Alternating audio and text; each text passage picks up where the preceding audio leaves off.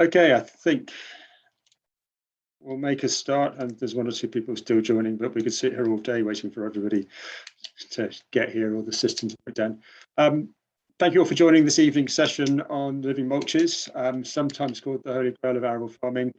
I'm Jerry Alford. I'm the Arable and Soils Advisor at the Soil Association, and I'm involved within the project as part of Innovative Farmers. For your information, as always with Zoom calls, if you want to ask questions, please ask them through the chat. Anna is sort of coordinating things in the background, and we'll make sure that we can see what's been asked and any questions that are coming. We have this presentation to go. We have only myself and two other speakers tonight. Unfortunately, Dominic from the ORC hasn't been able to join us. So we have Harry Henderson from AHDB, who will introduce himself with his full title in a minute, and Stuart Mitchell, a farmer from the borders of Scotland, who will again introduce himself and talk through his system as time goes on. So what Innovative Farmers is, which is the group that organises this project, is an organisation who is designed to support farmer-led research and knowledge exchange. It works by joining farmer groups and researchers together to generate knowledge that farmers themselves want to know, and often works on projects that they have asked us to look at. In the last 10 years, because it's coming up to 10 years old, we have run over 100 different field labs on areas ranging from compost teas, mastitis typing for cows, thistle control. We've done a trial on the alternative to glyphosate, terminating cover crops. We've even done a trial on music for laying hens. All the results from this project can be found on our website, which is innovativefarmers.org. You will have to log in, but once you've logged in, you can free access to all of the trial reports and the projects as they're ongoing. So a massively useful resource. This trial that we're working on here is a living mulches trial, and the aim is to investigate the potential of a living mulch to provide for both organic and conventional farms a way of reducing pesticide and fertilizer use, a way of reducing tillage for organic farmers, and it's sort of looking at all the different management options that are available for the farmers, which range from use of livestock, use of fertilizer, use of chemicals, and mechanical control methods. It's a loose amalgamation of farmers. We have 9 farmers involved in trialing, 5 of whom are organic, 4 of whom are conventional. And we also have a wide range of farmers who are part of a WhatsApp group and are following and trying it themselves on their own is not an active part of this trial. Obviously, from an organic point of view, if we can find a way of reducing our need to cultivate, and till and plough, we know that has benefits on soil health. For the conventional farmer, we know that cover crops are massively important, but there is a cost associated with getting them in the ground in the first place. Difficulty, particularly in the northern parts of the country, where there's just not a big enough window between harvest finishing and drilling the next crop to actually get a meaningful amount of cover. But we know the beneficial effects of these cover crops, so we want to investigate these things. This trial itself is supported by Innovative Farmers, which is supported itself by the Prince of Wales Charitable Fund, Waitrose, Dutch Organic, the Soil Association, LEAF, Organic Research Centre, and Innovation for Agriculture. We also supported in this particular trial by Cotswold Seeds, AHDB, who are acting as coordinators, and also Organic Arable, who have sponsored the trial. So the trial details, really what we've done is on the front, all the farms involved, we've planted a mixture of 2 different clovers. One is Aberas, a small leaf or micro clover, and the other one Aber Pearl, a small to medium leaf clover. The mixture was determined at the beginning of the trial as probably been the most likely, but we are, for obvious reasons, looking at a very unusual new environment. The mix was designed to be low growing and not intended to be competitive against the combinable crop, so just provide a low level cover. It was drilled in the trial at 9 kilograms per hectare into cereal crops in spring in 2020.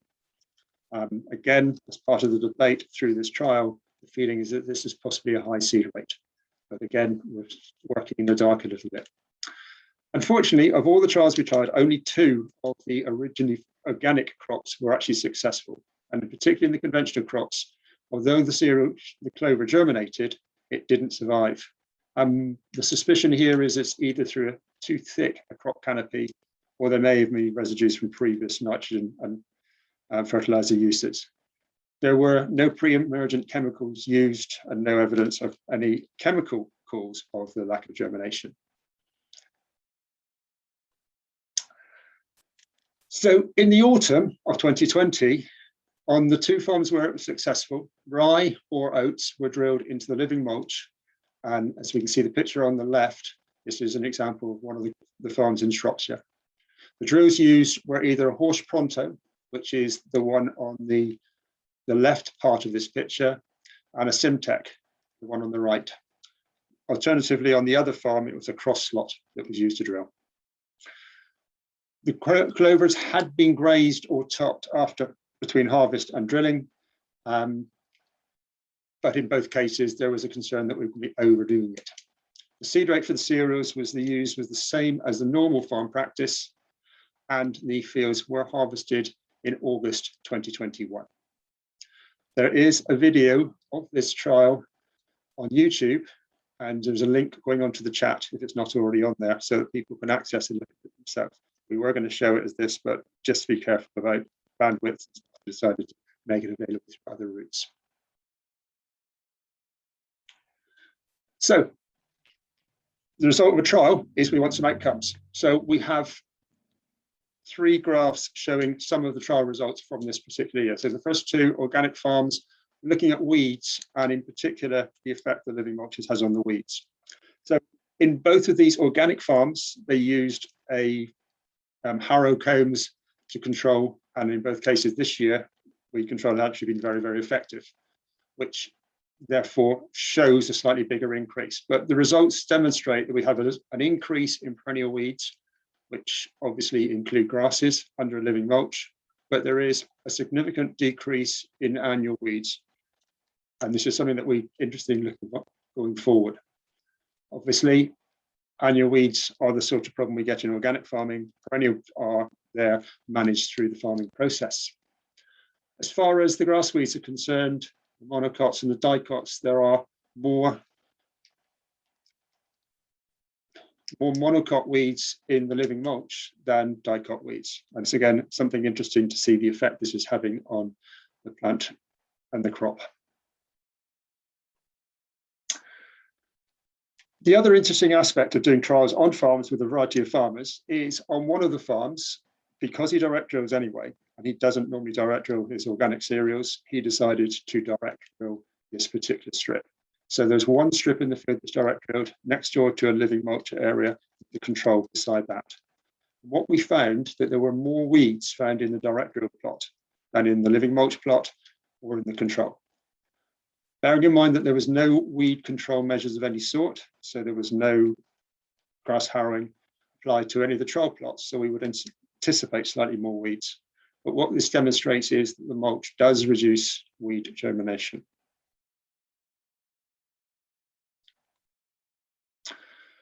Much more significantly, we have the question of yield. And again, we're able to make a comparison between the direct drilled organic strip and the living mulch organic strip.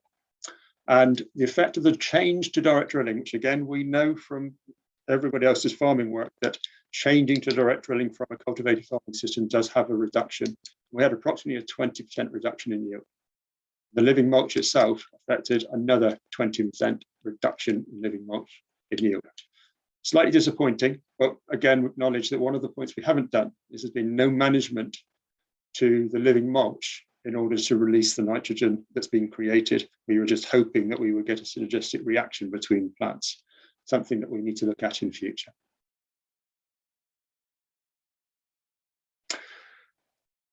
All of this is really, really useful, but in the end of the day, the economics have to be taken into account of this, because if it's not economically viable, we're totally wasting our time. And we all know there's some benefits. In the organic scenario, we've calculated that a yield reduction of 15% would achieve a comparable crop margin. So if you can see, we're not currently at an economic position, and this does account for all of the additional costs, the seed and the drilling, and that also accounts for all the savings. So less weed harrowing and no ploughing or tillage. In a conventional context, this would also include any savings on the need to reseed every year for your cover crops between combine or crops, but also the potential to save on nitrogen fertilizer rates, chemical applications, etc. And so potentially, once we can get some conventional farms to get the living mulches going, we've got some real positive directions we can go. There's also something that's described as the uncosted benefits of living mulches, and particularly benefits of soil health. That is a term that I hate to use, but it's the definition is really about whether the soil is functional. We've also looking at biodiversity increase. And if we look at the video, you've got bees, you've got insects, you've got beneficials, you've got flowering species, you've got a range of diversity within the crop, you've got a range of diversity below the ground. All of these things are very, very positive. The other big thing that this is possibly useful towards is that public goods that we are soon be being paid for, certainly in England and in Scotland, possibly, depending on what the Scottish government goes. So there are other benefits that we can't put a value on. And as far as the trial is going, we have the next steps. So the trial is ongoing. We are in the 3rd year now, and the organic farms that we've been looking at, rye has already been drilled on one of them, and the second one, which is the field on the right, will be drilled with spring beans going forward, because he wants to continue the arable rotation going through whilst leaving living mulch down. So you can also see on the picture, it's become a home for partridges as well, so it's all good stuff. Hopefully, we will also get non-organic farm trial plots established, and the trial will then continue on them as well. And for that reason, one of the things we've done this autumn is we started a new trial using autumn planting of the living mulch crop in order to get it up and growing strong enough to be able to survive the competition effect from potentially a thicker crop. During all of this, the farmers involved in the trial are free to manage the mulch however they want to do. So, for example, the farmer in Shropshire has got sheep, so he's grazing his living mulches. The farmer in Oxfordshire doesn't, so he's been topping it, possibly using a grass harrow and leaving it to develop as it should do. One big question we're getting is, how can we harvest this nitrogen that is produced?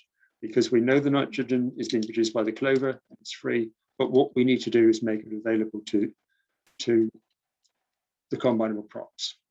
And so as part of this trial, we are also looking at ways of managing this living mulches, possibly through into row mowing. So I'll hand over now to Harry, who will explain the possibilities and the options that we have available to us. Harry. Okay, thanks, Jerry. And you're able to advance the slides, I guess. Okay, cool. So yeah, so Jerry called me in, really. I'm Harry Henderson and I work for the HDB. And I'm kind of known as the machinery person. I have a background in machinery and used to work for a major manufacturer before joining HDB. So I kind of got involved, and I'm kind of interested in no-till and direct drilling. And just to make, we'll probably have this happen in the discussion, but we probably want to make a differentiation between direct drilling, it could be time-based, and no-till, which is going to be no soil movement whatsoever. And we'll try and get that going in the discussion. But it came to light, and Jerry's alluded to it, that in the spring, if you've got a well-established living mulch, clover-based, and you establish either winter or spring cereals, the well-established clover crop tends to overrun the cereal crop. So then thoughts turned: could we mow it? Could it be something that you could go in there with the machine and mow, just into row mow the clover, leave the wheat alone, and that would enable the wheat really to thrive and get a canopy above the clover, and then it outcompetes the clover is the holy grail, I suppose. So just go on to the next slide then, please, Jerry. So we did some research. I did some googling and came up with the underground agriculture ROMO, and this is a business in the States, in the US. They have a system called the ROMO, and it fits down a row of maize, grain maize, or corn as they call it over there. And this would be as you can see, a reciprocating knife system, which is shaft driven. You have a vertical shaft going down, and then you've got a very short section of reciprocating knife just to snip off the living mulches as you go. And that's for inter-row mowing maize. And there's organisations in the States that are really looking at a permanent ground cover for maize, and that would work fine. We discussed this at the Living Mulch meeting back last summer. There was some concern that this would need sharpening and would be quite high maintenance, but I think to be fair, it would work very well. It's a quite low power consumption, and it would just snip off the growing clover as you go. Of course, this would be fairly dependent on a guidance system, GPS. You could do it freehand by eye, but of course, any deviation from what you're intending to mow can start to mow the crop that you're intending to harvest at some point. So it's fairly important to get either RTK or guidance of some description, or if you're just good at concentrating, then you're probably in a good shape. Go to the next slide, please, Jerry. So these guys, the Sustainable Agriculture Research and Education Organization over in the States, they started looking at inter-row mowing, and you can see this is an experimental inter-row mower. And what you've got is 1, 2, 3, 4, 5, 6, 7, 8 little mowers, hydraulically driven, that would go in between the rows of maize. The rows of maize could pass in between the mowers, and you can see that would just keep the living mulch to a manageable state and allowing the maize to go up through it. And some people got, well, okay, this is what we need to do in the UK. We can get this working. There's 1 or 2 guys that we'll discuss later that have got an operational inter-row mower working in the UK. But as an opening gambit, really, this is the inter-row mower for living mulch work in maize in the US. Hydraulic drive, you can see all the pipes and tanks in the middle and a big filter and so on, and that's how that would work. So just go on to the next click, Jerry, and then you can see there's another view of the similar sort of machine. You can see the yellow mower decks, and we're looking back to where the tractor would be fitted. If the tractor was there, we couldn't see it, but if we're looking through the machine, you can see the rows where the maize passes through, and the mower decks that it gets mown. So to be fair, yeah, this law looks pretty exciting. It's something that we could bring over here, but there's a little bit of a blockage, I think, to this type of system. Just go on to the next slide, please, Jerry. I just picked this up off the internet, and what I wanted to try and illustrate was the row spacing. And you can see that we've got 13-inch row spacings, or 33 centimeters, between each row of wheat as we've drilled it.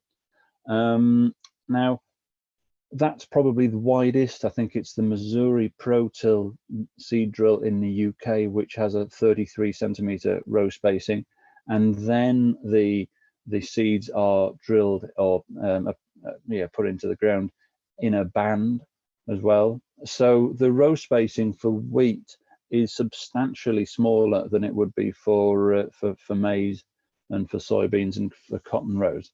So, okay, then we go a little bit narrower. We could say the Horsch Avatar no-till drill is set at 25 centimeters, and that does put the rows of corn, rows of wheat, rows of cereals in a fine row. So we've got 25 centimeters. And if you allow for a little bit of margin, we are then getting hang on, Jerry, just go back a minute. We're allowing for a little bit of margin over error. So let's give the row of wheat drilled by a 25 centimeter row spacing, 5 centimeters per row. Then we're getting to 20 centimeters between each row of wheat. So suddenly you start to get a very, very small mower unit if we're going to inter-row mow in between wheat. We could do work on going to wide row wheat, but of course then the yield starts to go down.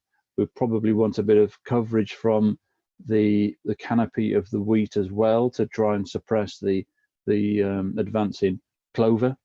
And so there's a little bit of a balance, a little bit of a war or a battle going on between where do we have the wheat row spacings. It could be 25 centimeters. It could be wider to allow a mowing machine to get in between. If it goes any narrower, then I don't think it's reasonably economic to have a machine which with so many mowers, and considering how they are driven. I'm not saying it's impossible, but it's just yeah, it's going to take a couple of cups of coffee to work this one out. We spoke to a couple of people about how it would be driven. Hydraulic drive is okay, but in this kind of frequency of mower, it's going to get expensive. Could electric work? Electric drive brushless motors that Dyson are very keen on with the Hoovers. Yes, certainly that makes things cheaper. You have a small generator on driven by the tractor PTO, and each of the mower units is electrically driven. But again, it's a 20 centimeter mowing unit, which is maybe uneconomic to try and construct. I know that there's a couple of farmers that have used a beet topper. You can get a sugar beet topper that tops the bolters, and that hovers above the crop, the growing crop of sugar beet, and it just tops off any bolters. And there's a couple of farmers have adapted one of those to have shields that would sweep down the rows of wheat, mow the clover that's still growing, and the wheat springs up after the mower has passed.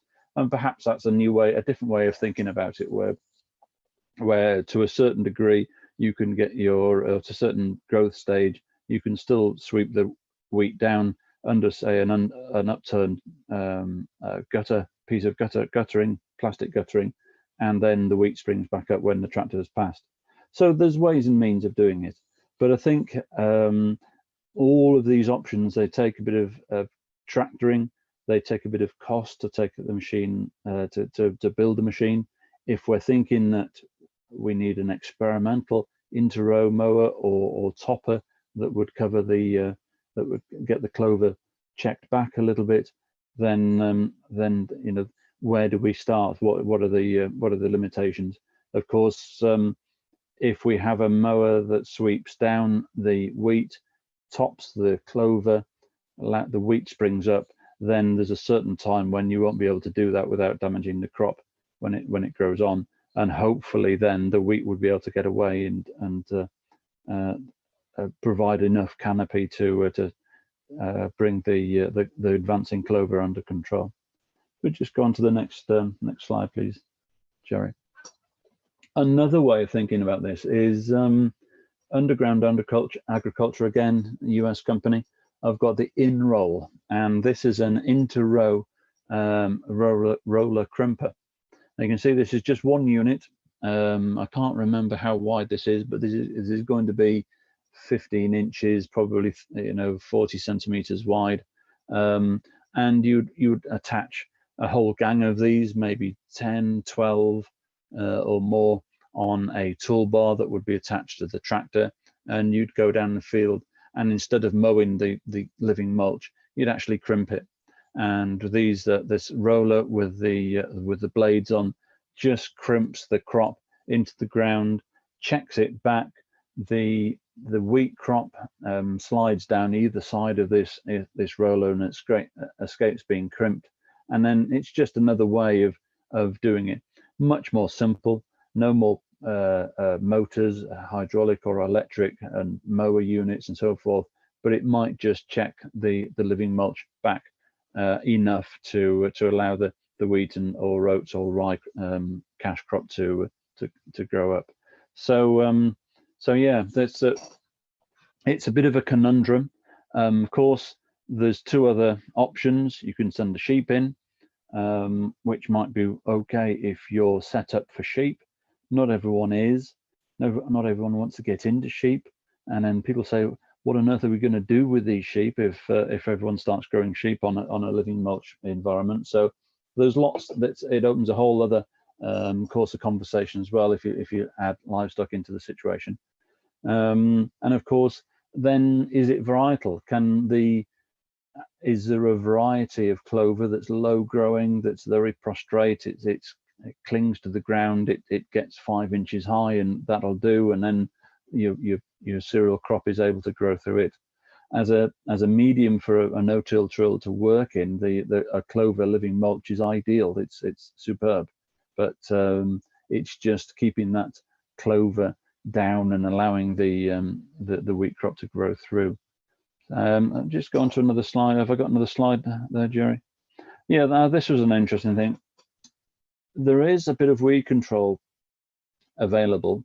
This is a electric weeder that's available in the States. I think it's got a daft name like the Annihilator, believe it or not. And on the back of the tractor, that's got the weed zapper. That contains a fairly high voltage or powerful generator. So the tractor of that size is needed.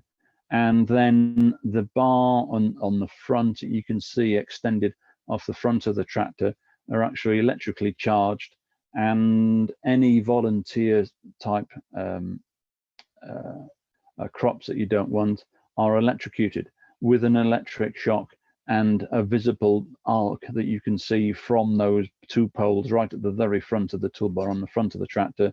There's an actual physical arc that goes from those carbon poles to the plant. The plant gets electrocuted. It's the actual growing point is boiled, and it dies. So it's a chemical-free form of weed control. You'll notice that this isn't inter-row, but there's nothing to say that this couldn't be inter-row. But of course, the downside is that we don't know. Obviously, the clover would get killed in the first instant. Whether it would come back satisfactorily, we don't know. And whether you'd need to re-establish the clover every year, again, is another point. And that's one farmer in Oxfordshire is already doing that, is establishing a clover crop every year. But of course, that comes in with difficulties, or not difficulties, but with cost implications, I suppose. And is the clover crop going to nodulate if it's a young crop? Probably yes. Will it nodulate more if it's an older crop, well established? Perhaps. And it probably isn't quite a living mulch. It's a newly established mulch every time you go in with the seed drill to establish your cash crops, your combinable crops. But I thought this photograph was just an illustration of some of the technology that's out there, and you've probably heard of electrocution of weeds already, but it can be made into inter-row electrocution as well. But of course, that could be fairly final for the living mulch. But just a photograph I'd throw in there. Right, let's go on to the next slide. So that's me. I'm very happy to have a conversation at the end and answer questions, and we can get a conversation going, I'm sure. But I'll hand over to Stuart. Great, thank you, Harry. Interesting. Actually, I'll just pick up on, there is actually a working version of an inter-row electric weeder, which was, if you go onto the Innovative Farmers website, look for electric weeding. We actually ran a trial controlling what they call the herbicide strip against the black currants in a blackcurrant field. So it controlled a strip. Yes, it killed everything, but equally what we've got to learn is how we can manage what we've got. So it's an interesting direction, and thank you very much, Harry. It's a direction of travel we need to go and think about. It's going forward. Cool. Moving on. So as I said, within the trial, we have a lot of farmers who are watching and going on, doing their own things and not actually part of the trial group. but they are actively involved in trying this, giving it a go, and they're a really useful source of information for us within the trial group and within the farmers involved in this, because the important aspect of all farmer involvement in this is conversations. And what we do by talking, when something goes wrong, we discuss why it goes wrong. And that's the honest way of working, not pretending it didn't happen. And one of the farmers who's been there in the background, part of the WhatsApp group, trying it himself and very openly doing it because he's showing up on Twitter, so everybody's going to see that it's happening, is Stuart Mitchell, who's coming from the Scottish border. So what I'll do is going to hand over to Stuart, who is just going to talk through why he's doing it, what he's doing, why he's doing it, what his plans, objectives are, and hopefully where we can get through. So Stuart, thank you very much for your time. Off you go. Yeah, thank you, Jerry. Yeah, so we are in organic conversion just now, just in our second year, and we grow roughly 50 hectares of mainly winter oats, and we used to have quite a long rotation time-wise, but organic obviously restricts us, so we're trying to get at least 3 cereal crops and then back into grass after that. And so I was mainly trying to figure a way of putting a whole lot of ideas together that would help us through this rotation. Something that would reduce our tillage, preferably just try to get to ploughing once in each rotation, because just to get out of grass. Try and reduce our time, the money involved, and how much fuel we use as well. But at the same time, increase the diversity of the crop, having at least, well, the oats and the clover, and something to cover us over the winter as well. Something to help the ground hold up a bit better. Here in the Scottish borders, we can be quite wet, and it takes quite a bit to try and make the combine not make too much of a rut to then get the next, which means you have to then plough again. So if we can just plough out the grass the once, it keeps things firmer. And we kind of wanted these fields to be a multi-purpose, so we could harvest the crop in at the end of the summer, and then put fattening cattle on, as we don't have sheep, to tidy it up before we would then plant the next crop. But as Jerry said earlier, we're between harvest and planting, sometimes we don't have much more than 2 weeks. So it can be quite a quick push to get crops turned around, which makes a lot of people rely on the plough, because it'll always work. But the plough comes with a lot of hold-ups as well. So yeah, I'll just run through what we do, and what we're planning to do. So we plough out our grass, plant our cereal crop, which is winter oats, and then we've been planting clover into that in the spring, and then do nothing else until harvest time, and then graze it. And then just now we're at a stage of direct drilling our first crop, or second crop of the rotation, and then we're going to try and release the nitrogen. We're going to harrow the clover quite hard in the spring, just to bash it up a bit, rather than, we've got GPS, but our drill that we planted with got 16 centimetre row spacing, which is impossible for a mower pretty much. So if we can hash it with the harrows, and then basically leave it till harvest, and then do the same again the next year, and then after that, hopefully there's a good enough lay of clover that we would just direct drill a grass sleigh into it, which would last us the next 5 years. So the idea is to, in this 8-year rotation, or at least 8 years, that we will never plough the field once. That's kind of plans. the questions I've got in my own head, with a living mulch underneath, can we get the straw dry enough in this area to bale it?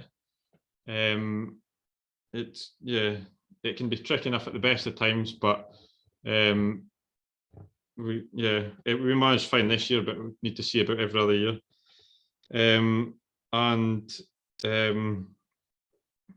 Yeah, how much, if we don't get a good start of clover, how easy is it for the grass that we've only ploughed once to take over again? And also, if we're on a short rotation with organic and we're ploughing out our grass, that releases a lot of nitrogen. Is what we're doing worthwhile? Because we're getting a good crop of oats, and this year it almost turned out too good that the clover didn't establish that well. So yeah, we've still got a lot of questions. As Jer said, we get a lot of answers out of the speaking to people, but yeah, we're still early days. But it's, yeah, it gets the mind thinking, because it's, and yeah, I know it's a bit of a holy grail trying to do this organically. Glyphosate would be a grand thing to knock back the clover, but yeah, for other reasons we've got no intention of using it. But yeah, that's our sort of where we are and what our ideas are just now. Right, thank you, Stuart. That's a superb explanation of the questions that everybody, even if they're doing it, are actually asking all the time. Are we doing the right thing or the wrong thing? Of the trialists, the one organic guy in Shropshire with the sheep, he wasn't totally convinced, to be fair, all the way through, and he is the most convinced one of the trialists. And specifically is that he put it in at the end, the clover in at the end of his rotation. So if all went horribly wrong, he wasn't getting it wrong. He's actually now direct drilled diverse lay into his living mulch with a view of grassing that out and taking the system through. But he's sort of vaguely regretting it, because he realized that he was generating a longer time scale before he needed to go back into a grass rotation. So previously, so we go back to your previous non-organic lifestyle, would you have considered using living mulches? Or would it just been a question of, oh, I can't do cover crops, so I'm just going to stick to what I'm doing? Yeah, partly. With us changing to organic, there's been an awful lot of other changes. So before we were thinking of organic, I hadn't even heard of living mulch, or so I don't know quite what I would have thought then. But we struggle a lot with grass weeds. We don't have black grass up here, but there's plenty of others that come in. So before it was, our agronomist was our sales rep for chemicals, so it was hard to get away from it. But it's just getting this. Our grass was taken over before, and so it took a bit of a mindset change to get the clover, to think the clover was going to do its job as a weed suppressor, never mind producing nitrogen to keep us going, keep the other crops going. Yes, at a previous session that we did on this, we started inadvertently talking about clover as being a weed, and we're now managing a weed as opposed to which clover isn't a weed, but it's certainly a situation for a lot of organic farmers who've been organic for a long period of time. A natural regeneration of clover every year, a little bit like Harry was talking about earlier on, is actually quite common. So there's always an understory of clover trying to germinate because there's so much seed around. Yeah. In their cases, it was a tradition. It was tended to plough it, but now it may be that we can find a way of reducing the ploughing, which it's not the end of the world, but the advantage of reducing the tillage is something that's very important in organic farming. Yeah, the whole carbon thing, it takes a lot to get organic away from the plough, but it's something along this line that will help us do it, and we're giving it our best shot just now. Yeah, exactly. As I said at the beginning, if anyone has any questions, please put them into the chat. There's not a lot of people here, and we're not going to carry on for another hour just for the sake of filling up the time. But if you have any questions, please do ask. As always, particularly on the question of organics, there's never a stupid question. It's certainly noticeable from the other farmers who've been involved and other people who've been looking at it, their interest in what we're doing, even, and we're talking here about living mulches, the clover being the living mulch. In the case of the living mulch could be anything. I've talked to some European farmers and they're talking about using cress, the thing that we all think of growing at school in that cotton wool and boiled egg, as their cover crop, because it grows away so quickly in the spring when it gets the chance, and particularly in European farms where they're dry, any chance of rain. So anything that lives there permanently, it's got to be advantageous, particularly if we can find some way of releasing the nitrogen. And what we know scientifically about releasing the nitrogen is that clover doesn't release it unless it needs to. That's why and Harry's been talking, and we've been talking here about making the clover release its fertility, because often it's in the grass silage, in a grass mixture. We know that clover can give up to 250 kilograms of nitrogen per hectare, but that's only in a harvested situation. So we have to find a way of making that happen. Okay, I can't see any questions. Has anyone got any questions? Any thoughts from anyone who's been listening in? I can unmute you if you wanted to, and throw in some questions into the discussion. Anna. Yeah, I have one, because this is a Northern Real Farming Conference. I'm just wondering, are there other farmers in your Innovative Farmers Network that are trialing living mulches across the north of England and Scotland? Other examples that people can go and get in touch with or find out about their experience? Yes, there are. The trialists are all in, they range from Cambridge across to Shropshire. I live in Devon, so it's the Midlands. I'm not sure where your boundary is. We have two farmers who are part of the chat group, as well as Stuart, one of whom is in Yorkshire, up on the coast. Harry knows exactly where.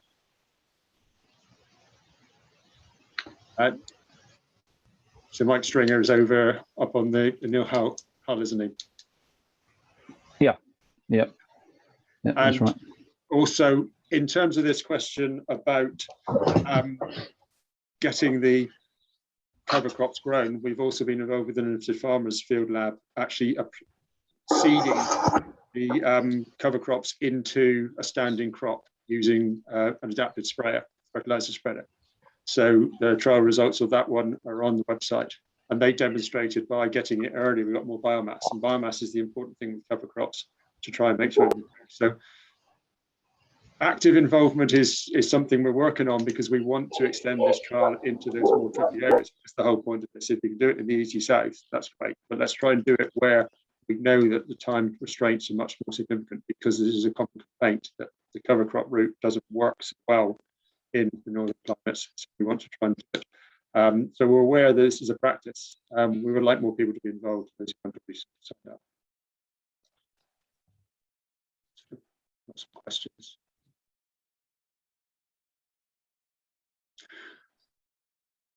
Okay, so if people want to be involved, get in touch with me. I can jalford@soilassociation.org. I can link you up into the WhatsApp group. We will through Innovative Farmers, we send out a monthly newsletter, and again we can sign you up for that, so you get information on all the trials, all the meetings that are being held around the country in your area as well.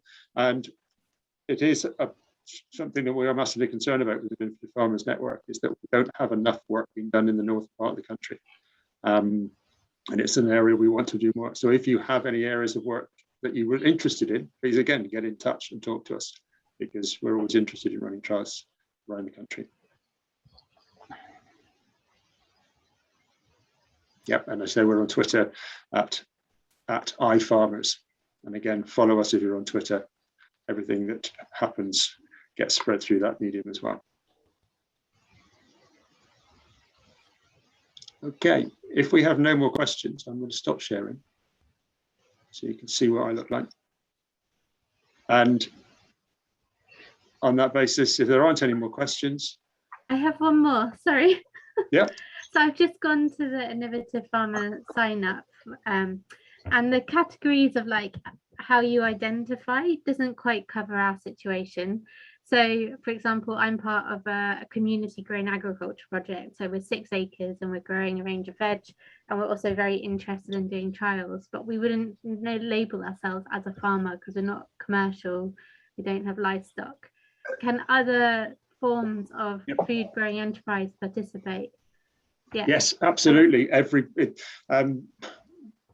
We have a historic website, so it's we're still working through a previous generation of it. It is open to everybody. We've done trials on a range of things.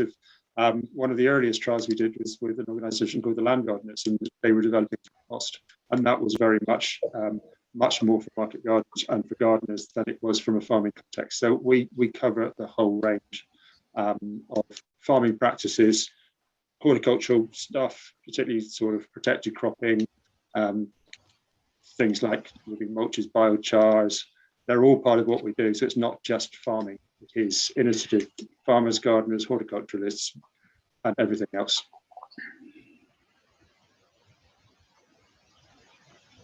Okay.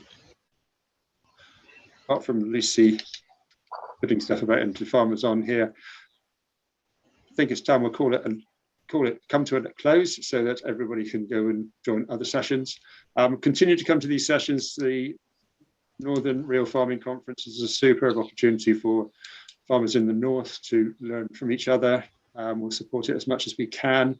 Thank Anna for her time supporting the IT geek that isn't me. Definitely thank Harry and Stuart for their time and efforts putting forward into this, because without support from all angles, these trials don't ever happen. We don't learn anything. So thank you for your time. If anyone wants to get back to us, please do, and we'll call this meeting to a close. So thank you very much for your attendance.